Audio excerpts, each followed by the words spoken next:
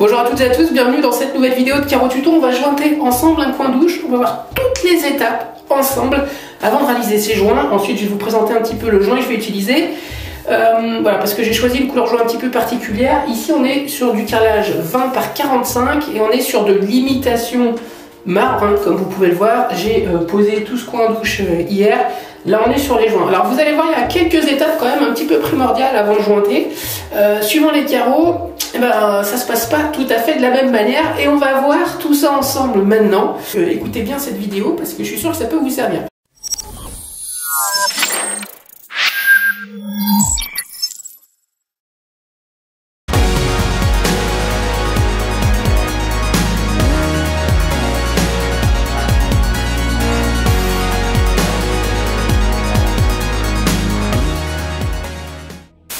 N'hésitez pas à aller sur le site icarleur.com, vous avez moins 10% avec le code promo Caro Tuto sur l'ensemble de vos commandes.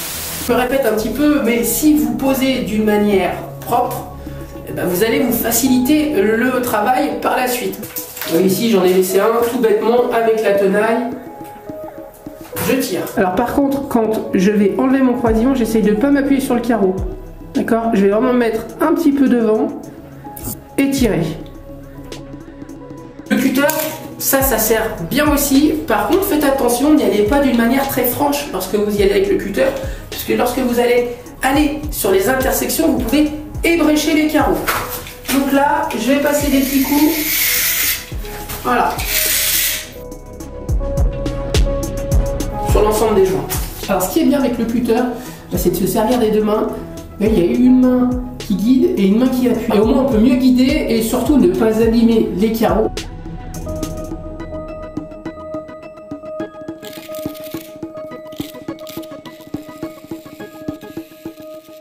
Il reste encore une étape parce que ces carreaux, ils ont une particularité, je vais vous montrer ça. Vous voyez sur les carreaux là, il y a de la paraffine en fait. C'est un petit film, vous voyez, qu'ils mettent pour éviter que l'émail s'abîme lorsqu'ils sont stockés dans les paquets, lorsqu'ils sont manipulés. Ce qui fait que tout bêtement, ça va les protéger, ça va éviter les frottements.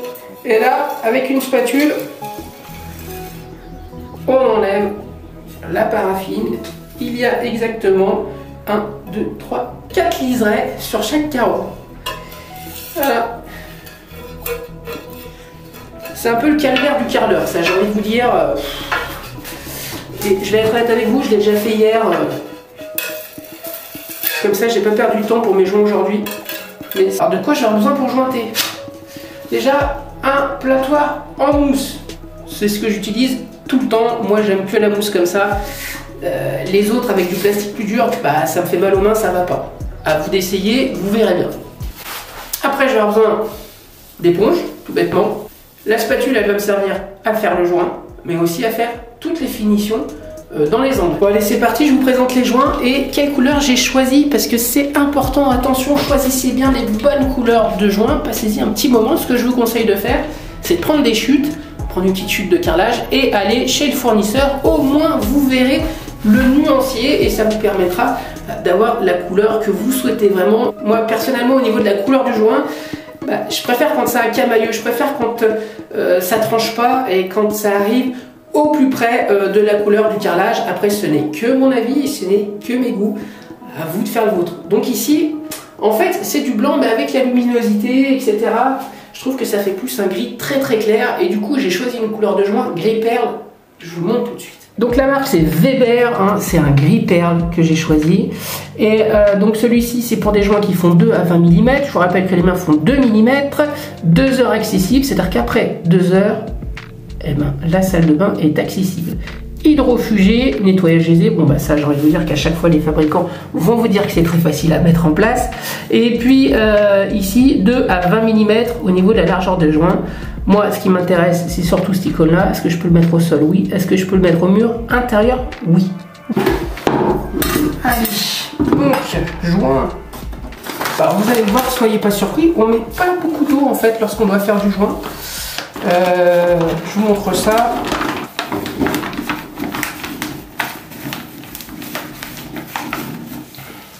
Et puis autre chose, n'ayez pas peur lorsque vous allez faire du joint. Vous voyez, on va dire que ça c'est la couleur finie du joint. Et lorsque vous allez forcément mettre de l'eau, ça va le teinter, il va être beaucoup plus sombre. En séchant, il va avoir sa couleur initiale qui est celle-ci.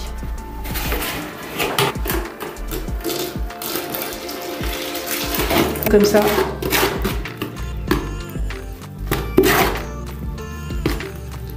Ça permet que l'eau prenne bien.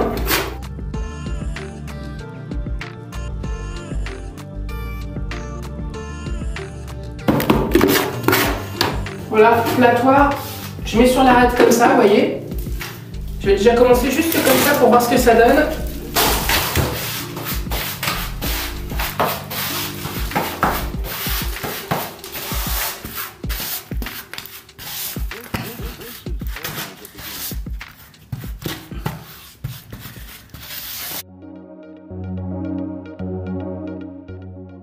Allez, je remplis bien. Le but, c'est de vraiment combler l'interstice qu'il y a. Donc, on passe, on repasse.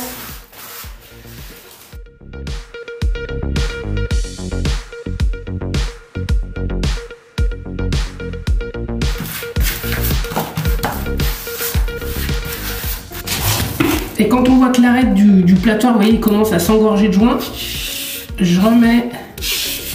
Voilà. Et on y va. Allez.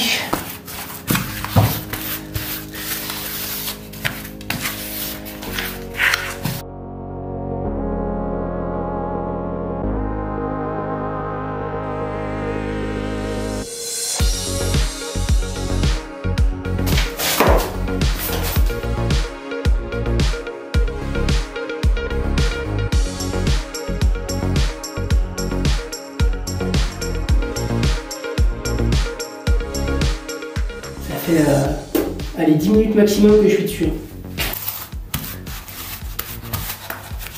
Et là, je raconte tout.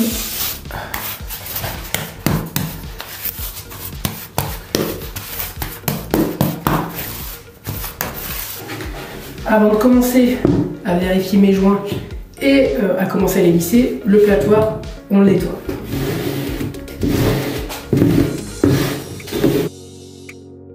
Voilà, là il est prêt pour après. Je vais vérifier si mes joints ont bien séché. Ça fait, je vous dis, à peu près 15 minutes là. On commence à regarder un petit peu, vous voyez, ça fait un petit film là. Voilà, et bah ça veut dire que mon joint a commencé à sécher et que je peux commencer à le nettoyer. Allez, voilà, ça fait un tout petit quart d'heure que ça a été fait, un tout petit peu moins. Je vais les lisser là, c'est parti. Bon, voilà, c'est éponge.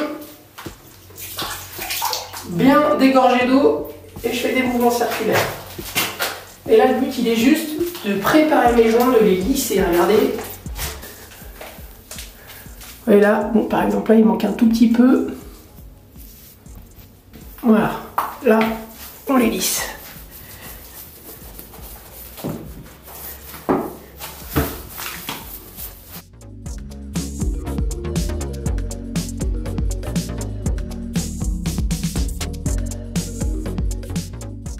Là, c'est vraiment l'étape importante. Hein. C'est là où on les façonne, en fait, nos joints. C'est là où, en fait, on leur donne vraiment l'aspect final. Et après, on passera un dernier coup d'éponge, voire un petit coup de chiffon. On va voir en fonction de la manière dont le joint va sécher, puisqu'un joint va sécher différemment en fonction aussi du type de carrelage qu'on va poser. Par exemple, sur ce type de carrelage, normalement, ça va faire un petit voile, ça va être assez facile à enlever. Sur des carreaux qui vont avoir un petit peu d'irrégularité, qui vont être un petit peu poreux en surface, avec 2-3 petits effets peut-être, ben là ça va être plus compliqué à enlever. Il faudra peut-être utiliser un décapeur de fin de chantier.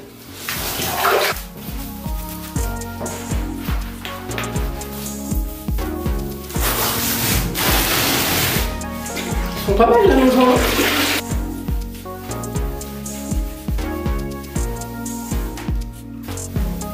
Regardez.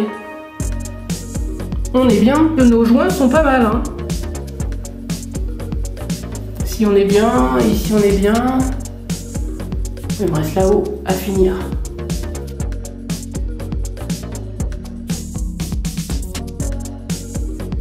Quand je vous parlais de la paraffine, regardez ici, il en reste encore un petit peu, j'en ai oublié hier. Donc vous voyez, il vaut mieux Comprenez pourquoi il vaut mieux les enlever avant les joints, parce que sinon ça, bah, ça se glisse dans les joints après et c'est une vraie histoire à enlever. Hein. Donc, bon, du coup, j'ai refait un petit peu de joints. Ouais, j'en ai fait un tout petit peu moins parce que j'ai ce pan de mur là à faire. Celui-ci, il est fait. Hein. On va attendre un petit peu, on va laisser un petit peu respirer. Mais les finitions du joint, elles sont vraiment bonnes. Donc après, on aura juste un petit peu l'excédent à enlever. Oh, là, regardez. Ça, c'est un petit fil de paraffine qu'il y a dedans. Là. Il est là. Donc là, quand c'est comme ça, petit coup de cutter. Voilà. Et maintenant, lissette de joint. Voilà.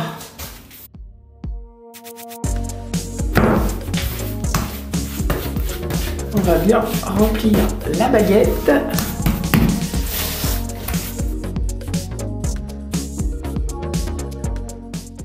Bon là pareil, j'ai fini la petite partie.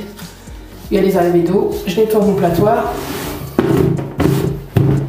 Et je vais lisser.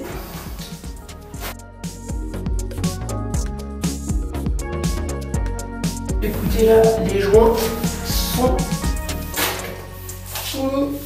On va la laisser sécher un petit peu parce que regardez, ça va commencer à faire un petit film après sur le carreau. Et on va tout enlever. Je vais passer un coup de chiffon ou un coup d'éponge. Bah, il faut que je regarde sur une petite zone pour voir ce qui part le mieux. J'ai l'impression quand même que le coup d'éponge est pas mal aussi. Je sais pas, je vais voir. Bon, finalement après test, je vais utiliser le chiffon. Je trouve que ça enlève un petit peu mieux la laitance sur ce type de carreau là. L'éponge, ça relaisse toujours un petit peu des traces. Donc voilà, chiffon, il est là. Mouvement circulaire, toujours pareil. Et on enlève l'excédent.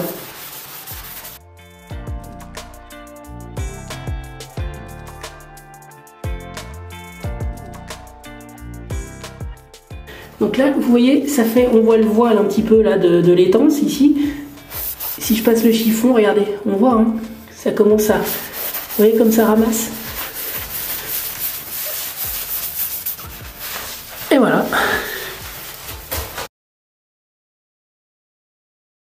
Vérifie bien les angles aussi, parce que c'est ce qu'il y a de très important en carrelage, c'est les angles. Et là, on voit si les finitions sont bien faites ou pas. Là, c'est des petites choses importantes, vous voyez ici, on est sous le sous-bassement. Je vais grignoter un tout petit peu le joint. Donc c'est fait. Ici, regardez, on voit que ça fait un peu de joint là. Hop, je vais juste un petit peu le gratter.